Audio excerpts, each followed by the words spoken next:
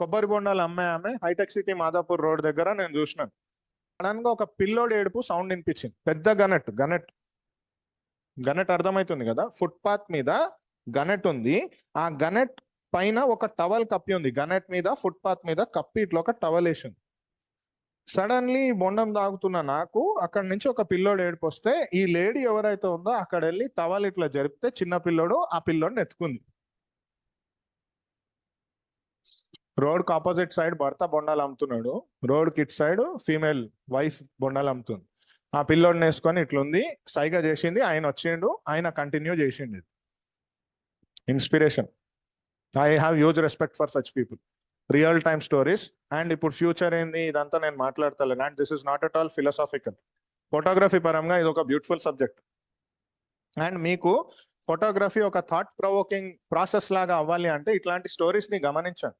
మీ చుట్టూ ఉన్న వాళ్ళ జీవితాలలో కథల్ని గమనించండి.